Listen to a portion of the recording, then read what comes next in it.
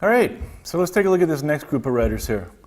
So Ambrose Bierce was a journalist and newspaper editor. Once again, connection to the newspapers.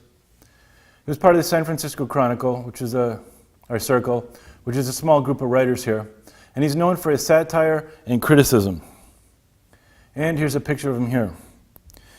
Check out the painting here with iconography, you know. You got the skull. This is typical of the old paintings where a lot of the times the skull was, you know, in the iconography of like the painting of the Renaissance around then was, you know, a reminder of death and the passing of life and to be vigilant. Not too sure what it's doing there though. So war stories were inspired by his own time as a soldier in the Civil War. And what's curious about the end of his life was he took off to Mexico in support of the Mexican Revolution. I think it was Pancho Villa. And no one ever heard of him again. He just disappeared. So the end of his life was, you know, very involved in this, you know, social interest, military, and might have been connected to his earlier time in war, in the Civil War. So some of his works here are The Devil's Dictionary, which is a dictionary of common words with satirical definitions. I'm going to give you a sample of that in a couple minutes.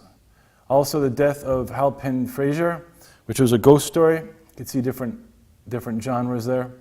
He's got a gothic horror story, and then he's got some stories here that are connected with the Civil War. So you could see there's a lot of different types of writing there. So with The Devil's Dictionary, it's considered an important work of American literature. It took like 30 years to put this together.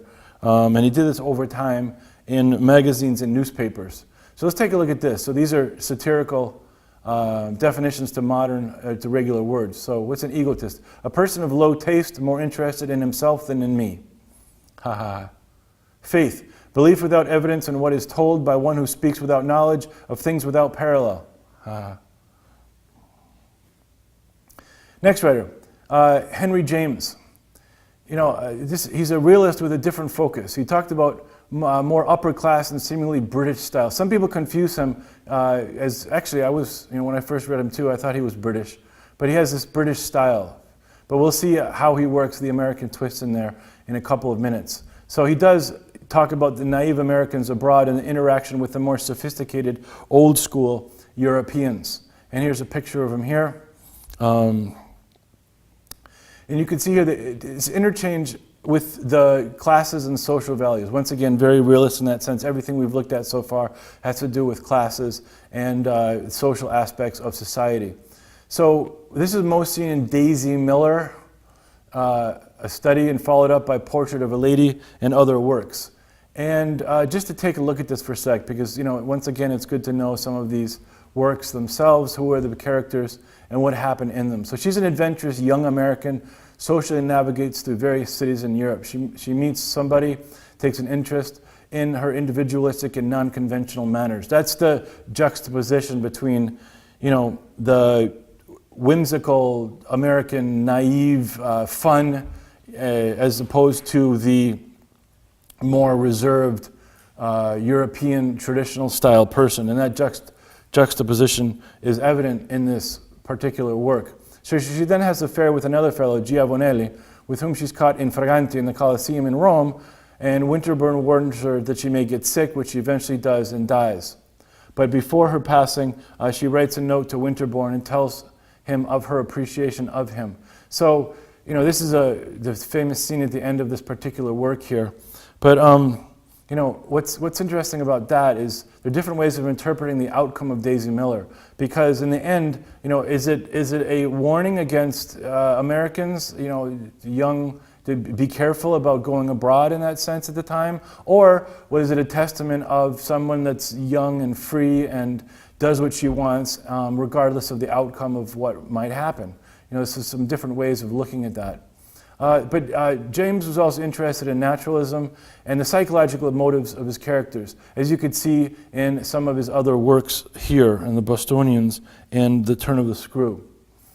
As we've seen with some of the other writers, he was also a literary critic, and he's known for the art of fiction, which is actually used in some of You might have an excerpt of this in an anthology. You might even run across this in a writing class. But he said some very interesting things here. He said that the author should be absent from the work, which is this whole idea of objectivity, which I mentioned at the beginning, that some critics are misguided. They don't know what they're talking about. The writing is like an art, and painting it should be treated as such.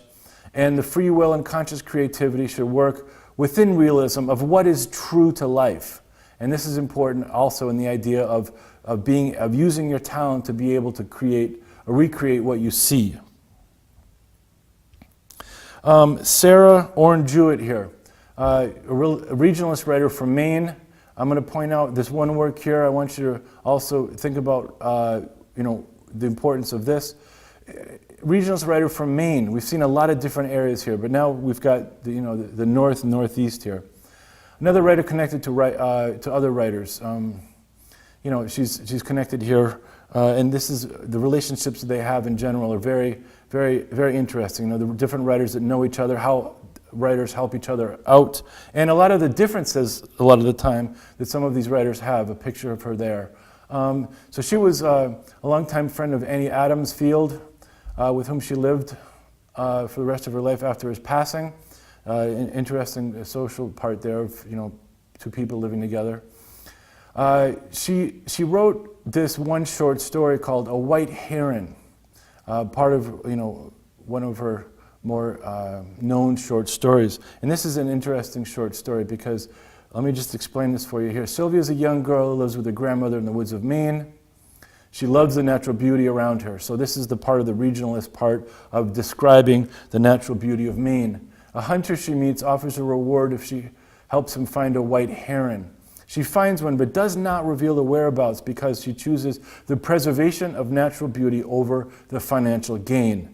And this is interesting here too, the idea about this guy from out of this area that came in. He's looking to hunt a heron. Can we make some money off of this, or should I just preserve it here?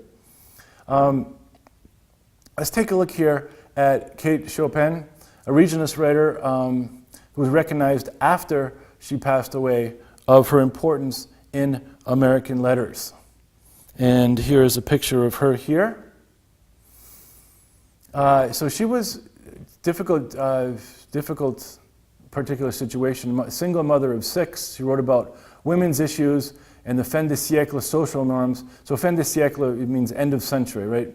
So that's and how she broke with them. But this made her a very controversial writer at the time for women's issues, for expression, for challenging the status quo.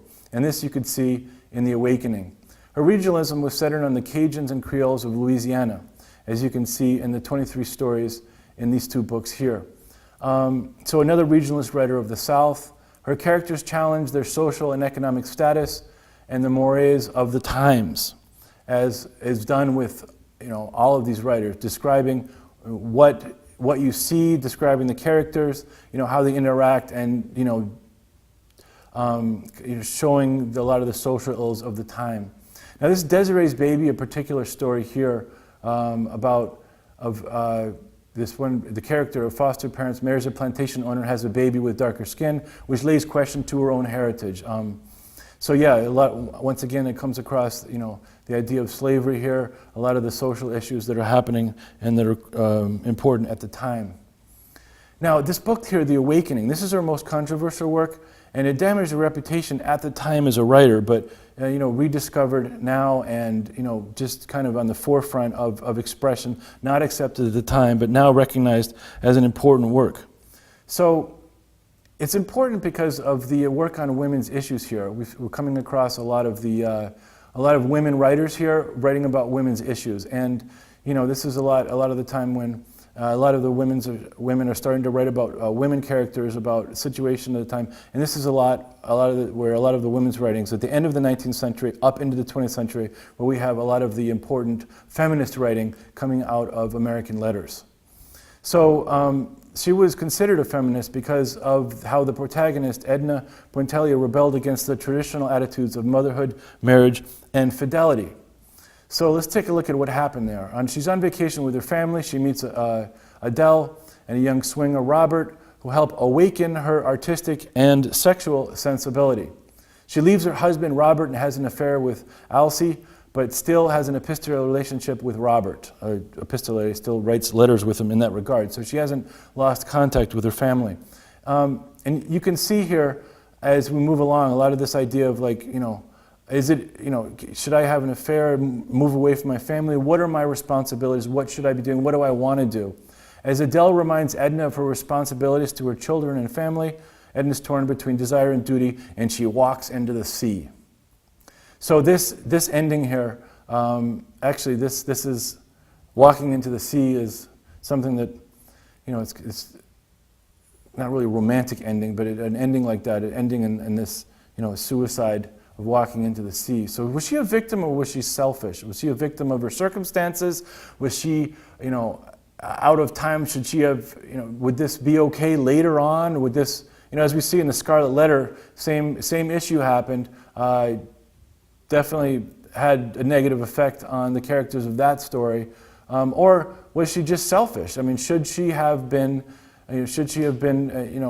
more faithful to her family and her responsibilities, in quotes, of what she's supposed to do as a mother? So that's something to think about there.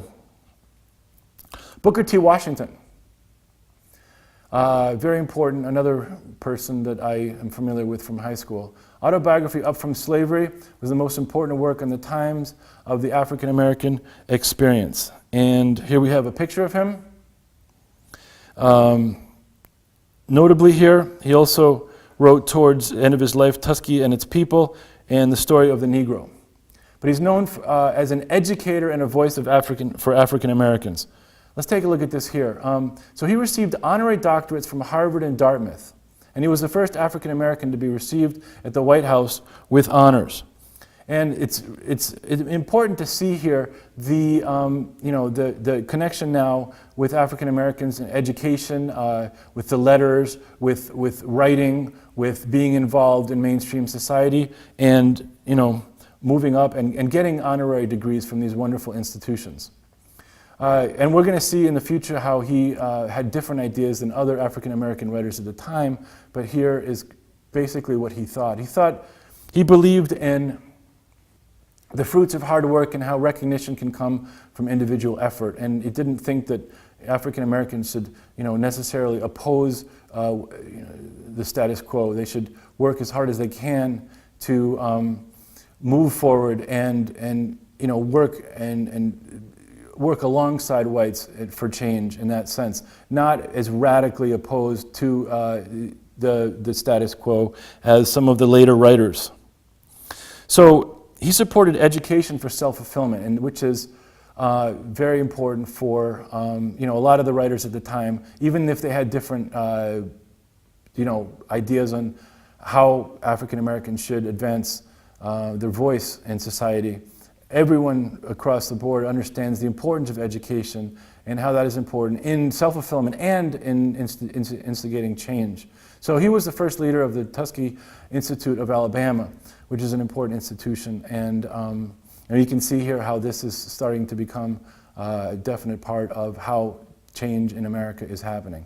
So please, as I mentioned before, make sure you follow up on this, on some of our supplemental work, and we'll move on to the next set of writers.